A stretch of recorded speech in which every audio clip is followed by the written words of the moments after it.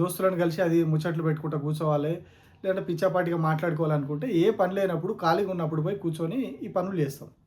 ఏదైనా ఇంపార్టెంట్ పని ఉన్నప్పుడు దాన్ని వదిలేసుకొని పోయి పిచ్చాపాటి ముచ్చట్ల మీద కూర్చోం.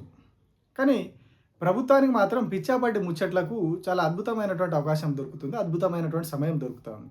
అది కూడా మన పైసలతోటి, మనం కట్టిన ట్యాక్స్లతోటి ఖర్చు పెట్టి, ఆ ట్యాక్స్ల డబ్బుల్ని ఖర్చు పెట్టి జరుగుతున్నటువంటి అసెంబ్లీలో ఈ ముచ్చట్లు జరుగుతున్నాయి. సో దాని గురించి వాళ్ళ మనం మాట్లాడుకుందాం. నమస్తే, నేను ప్రభాకర్ వేణవంక. రాష్ట్ర అసెంబ్లీ సమావేశాలు జరుగుతున్నాయి, బడ్జెట్ సమావేశాలు ఇప్పుడు జరుగుతూ ఉన్నాయి. సో ఈ బడ్జెట్ సమావేశాలు చర్చించడానికి రాష్ట్రంలో అసలు ఏం సమస్యలు లేవంట. అసలు రాష్ట్రంలో ఎట్లాంటి సమస్యలు లేవు. వికలాంగుల సమస్యలు లేవు, రైతుల సమస్యలు లేవు, రైతు భరోసా సమస్య లేదు, రైతుల ఎరువుల సమస్య లేదు, విద్యార్థుల స్కాలర్షిప్ల సమస్య లేదు, నిరుద్యోగులు ఉద్యోగాల కోసం కొట్లాడుతున్న సమస్య లేదు, జాబ్ క్యాలెండర్ గురించి ఆలోచన లేదు, అసలు దాని గురించి చర్చించాల్సిన అవకాశం లేదు, మొక్కజొన్న రైతుల ఇబ్బందుల మీద లేదు, రిటైర్మెంట్ బెనిఫిట్లు రాక ఇబ్బంది పడుతున్న వాళ్ళ గురించి చర్చించాల్సిన అవసరం లేదు. ఇవేవి సమస్యలు కాదు, అసలు వీటి గురించి చర్చించాల్సిన అవసరం కూడా లేదు. ఇది నేను చెప్తలేను, ప్రభుత్వం చేస్తూ ఉన్నది, అసెంబ్లీ చేస్తూ ఉన్నది. అసెంబ్లీ చెప్తున్నది ఇవన్నీ కూడా, అసెంబ్లీ వేదికగా జరుగుతున్నాయి ఇవన్నీ కూడా. అంటే ఇప్పటివరకు నేను చెప్పిన ఏవి కూడా చర్చించాల్సినవి అంత ముఖ్యమైన సమస్యలు కాదు అని రాష్ట్ర అసెంబ్లీ, రాష్ట్ర ప్రభుత్వం మనకు చెప్తున్నది. వీటన్నిటికంటే ఇంపార్టెంట్, వీటన్నిటికంటే ముఖ్యమైనది, అతి ముఖ్యమైనది, ఇక మనం ఎగ్జామ్లో స్టార్ స్టార్ స్టార్ అని పెట్టుకుంటాం కదా ఇంపార్టెంట్, అట్లాంటి స్టార్ క్వశ్చన్ అన్నట్టు ఇది, 5 స్టార్ 10 స్టార్ క్వశ్చన్ అన్నట్టు ఇది. అట్లాంటి అంశం మీద అసెంబ్లీలో చర్చ జరిగింది. అదే ఇప్ప పువ్వు సారా మీద అసెంబ్లీలో చర్చ జరిగింది. అనిరుద్ రెడ్డి ఈ అంశాన్ని తీసుకొచ్చిన ఆయన గతంలోనే చెప్పిండు, ఇలా అసెంబ్లీలో పట్టుకొస్తే స్పీకర్ పర్మిషన్ ఇచ్చారు మాట్లాడడానికి. ఆయన దాని మీద మాట్లాడతాడు, చెప్పి దాంతో ఉపయోగాలు ఏంటి, అది ఏం చేస్తుంది. సారా మాట్లాడేది సారా గురించి. అది ఇప్ప పువ్వే కావచ్చు, ట్రైబల్ ప్రజలకి అది అమ్ముకోవడం ద్వారా కొంత ఉపాధి రావచ్చు, ఇప్ప పువ్వు అమ్ముకోవడం ద్వారా.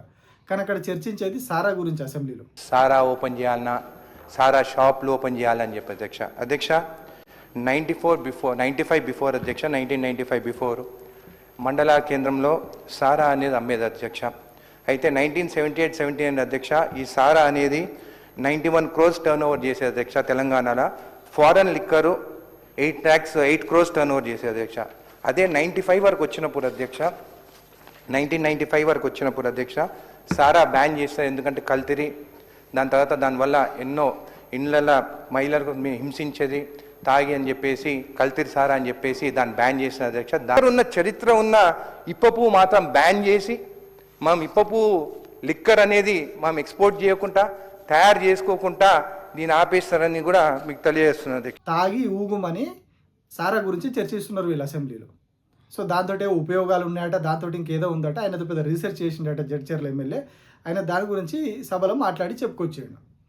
సో ఇక దాని మీద బీజేపీ వాళ్ళు కౌంటర్ ఇచ్చి, మరి అన్నిటికీ ఇందిరమ్మ పేరు పెట్టుకుంటారు, దీనికి కూడా ఇందిరమ్మ పేరు పెట్టుకుంటారా అని చెప్పి, ఇందిరమ్మ పేరు పెట్టకూడదు, దీనికి వేరే ఏదైనా పేరు పెడదామని చెప్పి బీజేపీలో ఏదో కౌంటర్ ఇస్తే దానికి మళ్ళీ పొన్నం ప్రభాకర్ లేచి వేయడం, ఈ గొడవ అయితే అంతా జరిగింది. దేశంలో ఫ్రాన్స్లో ఏం వాడుతున్నారు, ఇంగ్లాండ్లో ఏం వాడుతున్నారు, దాని పేరు నీకు ఇప్ప అయిండొచ్చు, టకీలా అయిండొచ్చు. ఒకవేళ దాని బ్రాండ్ తయారు చేసి దయచేసి ఆ ఇందిరమ్మ పేరు మాత్రం పెట్టకండి, ఏదైనా మంచి పేరు పెట్టుకుందాం. తమాషానా?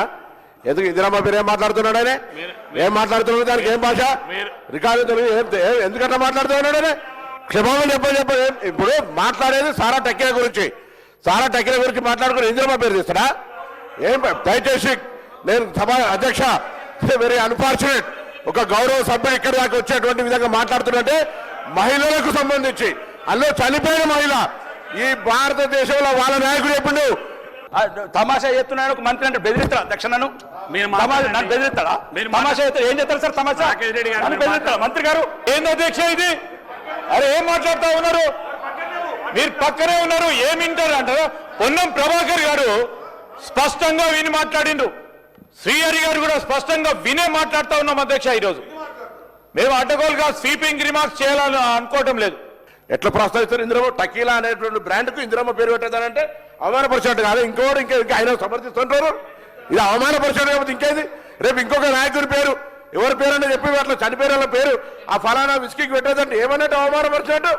మరి అసలు సారా గురించి చర్చించాల్సిన అవసరం ఏమున్నది అసెంబ్లీలో? అసలు ఇంపార్టెంట్ అంశాలు ఏవి లేవా అంటే, ఇప్పటిదాకా నేను చెప్పినవన్నీ కూడా అసలు ఇంపార్టెంట్ సమస్యలు, చర్చించాల్సిన అంశాలు, అవన్నీ చర్చించాల్సిన సమస్యలు.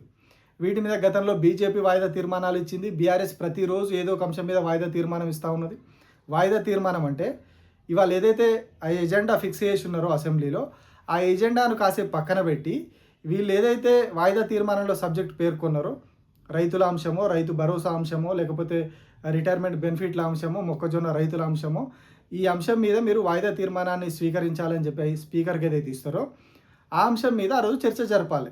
రెగ్యులర్గా జరగాల్సిన చర్చ ఇవన్నీ కూడా పక్కన పెట్టి దీని మీద చర్చ జరపడాన్ని ఈ వాయిదా తీర్మానం ద్వారా జరగాల్సిన కార్యక్రమం అది. అంటే దీన్ని ప్రయారిటీగా తీసుకొని దీని మీద చర్చించాలి, మిగతా అంతా కూడా పక్కన పెట్టాలనేది కాన్సెప్ట్. సో ఇట్లా మొక్కజొన్న రైతులు, రిటైర్మెంట్ బెనిఫిట్లు, ఫీజు రియంబర్స్మెంటు, ఇతర రైతుల సమస్యలు, గురుకులాల్లో సమస్యలు, ఇట్లా చాలా అంశాల మీద వాయిదా తీర్మానాలు సభలో ప్రవేశపెట్టారు. కానీ ఏ ఒక్క వాయిదా తీర్మానానికి కూడా ఇప్పటివరకు మన స్పీకర్ గడ్డం ప్రసాద్ కుమార్ గారు పర్మిషన్ ఇవ్వలేదు. అన్నింటినీ కూడా రిజెక్ట్ చేసారు. పలానా వాళ్ళు ఇచ్చిన వాయిదా తీర్మానం రిజెక్ట్ చేయడం అయినది అని చెప్పేసి వాటి అన్నింటిని కూడా చెత్తపుట్టలో పడేసారు. మరి ఇవాళ దేని మీద అవకాశం ఇచ్చారయ్యా అంటే ఇవాళ సారా మీద చర్చించడానికి అసెంబ్లీలో అవకాశం ఇచ్చారు. అంటే ఏం చేస్తూ ఉన్నది మన ప్రభుత్వము, మన స్పీకరు, మన అసెంబ్లీలో ఏం ఘనకార్యాలు జరుగుతున్నాయో సమాజానికి తెలియాలి. ఇగో ఈ ఘనకార్యాలు జరుగుతున్నాయి.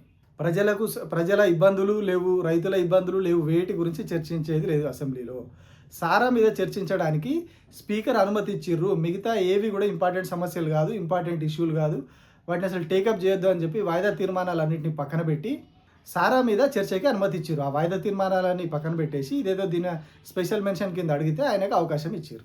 దానికంటే పెద్ద సమస్య పెట్రోల్, డీజిల్, గ్యాస్ కొరతకు సంబంధించి రాష్ట్రంలో గందరగోళ పరిస్థితి ఉన్నది. దాని మీద కూడా బీఆర్ఎస్ పార్టీ వాయిదా తీర్మానం ఇచ్చింది. అసలు పరిస్థితి ఏంది, క్రైసిస్ ఏముంది, ఏం జరుగుతుంది, ప్రభుత్వం ఏం చేస్తుంది, స్టాక్ ఎంత ఉంది, కొరత పరిస్థితి ఉందా లేదా చెప్పురి అని చెప్పి దాని మీద చర్చ చేపట్టాలి అసెంబ్లీలో అని చెప్పి బీఆర్ఎస్ వాయిదా తీర్మానం ఇస్తే దాన్ని కూడా రిజెక్ట్ చేశారు. చాలా ఇంపార్టెంట్, చాలా కీలకంగా ఇప్పుడు రాష్ట్రం అంతా కూడా అతలాకుతలం అవుతుంది. అట్లాంటి అంశం మీద వాయిదా తీర్మానాన్ని ఏమో పక్కన పెట్టారు. పనికి మాలింది, 100% పనికి మాలింది. తాగి ఇవ్వడం దేనికి ఎక్కడికి వచ్చింది, ప్రభుత్వానికి ఆదాయం రావడం తప్పితే వేరే నయా పైసా ఉపయోగం లేదు. అట్లాంటి ఒక పనికి మాలిన అంశం మీద, సారా మీద ఇవాళ అసెంబ్లీలో చర్చిస్తూ ఉన్నారు. అంటే మన అసెంబ్లీ ఎక్కడికి పోతుంది, మన రాష్ట్రం ఎక్కడికి పోతుంది, మన పరిపాలన ఎక్కడికి పోతుందో మనం అర్థం చేసుకోవాలి. పనికి మాలిన అంశాల మీద చర్చ జరుగుతుంది అసెంబ్లీలో. మొన్న బడ్జెట్లో కూడా పెట్టుకున్నారు వీళ్ళు. గతంలో కాంగ్రెస్ పార్టీ అధికారంలో రాకముందు ఏం చెప్పింది, కేసీఆర్ రాష్ట్రాన్ని తాగుబోతుల రాష్ట్రంగా మారుస్తున్నాడు, అందరినీ తాగుబోతులను చేస్తున్నాడు, ఆదాయం అంతా కూడా మద్యం ద్వారానే రాబట్టుకుంటున్నాడు అని చెప్పి ఆరోపణ చేసింది. కానీ ఇప్పుడు గతంలో బీఆర్ఎస్ పార్టీ చేసిన దానికంటే రెట్టింపు ఆదాయం రావాలని చెప్పి వీళ్ళు టార్గెట్ పెట్టుకున్నారు. ఇప్పుడు మొన్నటి బడ్జెట్లో ఆదాయం టార్గెట్లో అంచనాలు, మీకు ఆదాయం ఎక్కడి నుంచి వస్తుంది ఏందనేది కూడా బడ్జెట్లో చెప్తారు. మీరు దేని నుంచి ఎంత ఆదాయం వస్తుంది అని చెప్పి ఎక్స్పెక్ట్ చేస్తున్నారు అనేది కూడా అందులో ఉంటుంది. సో ఆదాయం లెక్కల్లో లిక్కర్ మీద గత ప్రభుత్వం కంటే రెట్టింపు ఆదాయం కోసం వీళ్ళు అలా అంచనా పెట్టారు. అంటే ప్రభుత్వానికి మద్యం మీద ఉన్న ప్రేమ రాష్ట్రంలో మనుషుల మీద లేదు, మద్యం మీద ఉన్న ప్రేమ రైతుల మీద లేదు, మద్యం మీద ఉన్న ప్రేమ నిరుద్యోగుల మీద లేదు, సారా మీద ఉన్నటువంటి ప్రేమ గురుకులాల్లో సరైన ఫుడ్ లేక చనిపోతున్న పిల్లల మీద లేదు, రిటైర్మెంట్ బెనిఫిట్లు రాక చనిపోతున్నటువంటి వాళ్ళ మీద లేదు. ఇది క్లియర్, దీని ద్వారా క్లియర్గా అర్థమవుతూ ఉన్నది.